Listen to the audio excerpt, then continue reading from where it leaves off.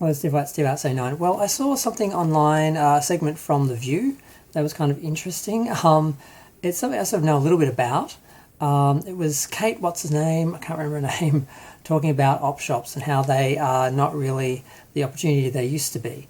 And it's sad, it's true. Now, I have some experience with op shops because a few years ago when I was a bit more comfortable as an artist, I just went to therapy, volunteered at op shops, and did art for about 5 years. That's all I did. So it's quite a comfortable life for a little while there, and I spent a lot of time in different op shops. And I started off with the Salvation Army because they're the big name, and I quickly abandoned them and left them because they were commercialized. They basically hired people and paid people at the top. They had volunteers at the bottom, but they had middle management and top management were all well-paid people, and they overcharged for things. They threw a lot of things out. They would only sell things that would get a certain price because they didn't care about getting cheap used items out for people who were poor. Because op shops sort of have two purposes. One is if you can't afford new clothes or new items, you go to a second-hand store or an op shop to try and get something that someone else has used but is still good. And also to make money for charities. And you do that through having volunteers and not having an infrastructure and a whole business on top of it all. But they've just corrupted it. They, like I said, they have all their staff they pay.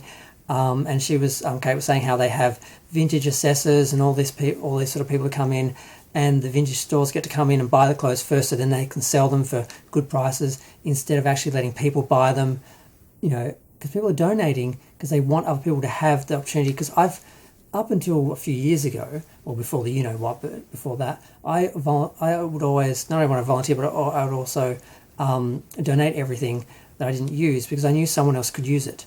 And that doesn't happen anymore. Basically, they throw out anything that isn't basically brand new and can't be sold at like a retail price. And the argument is, they're trying to raise money for charities. But no, because they're just paying themselves. The money doesn't actually go through to any charities anymore.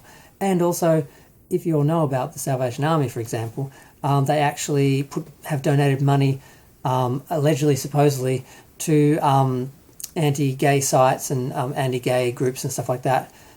So they're actually not helping the community. They're actually funding bigotry and prejudice and hate crimes and so forth. So I don't use the Salvation Army. I would never volunteer for the Salvation Army again. I don't donate to the Salvation Army. And I think they're really horrible and awful. I got some more criticism about them actually, but I'm just going to leave it aside because I don't want to get in legal trouble. But I've had some experience from, like I said, volunteering with them and being involved in the other side of the management and that in the past. And it was pretty bad. And I can't say anything more. But some of the smaller op shops too were very similar. Like there was this one guy, there was this op shop, it was for, I guess I can say, the Mental Illness Fellowship. And the people who ran it were really nice, but some of the people who were involved were dodgy. What they would do is they would come in and they would basically grab everything for themselves. They ran their own stores. One guy actually ran a bookshop, and he would go in, he'd get all the good books that were donated and take them to his store. He'd pay 5 cents for them and then go sell them for $2, $5, $10.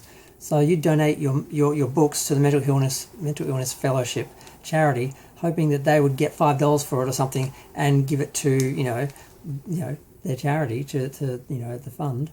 But instead, this guy was getting it and taking it to his shop and charging $10 for it.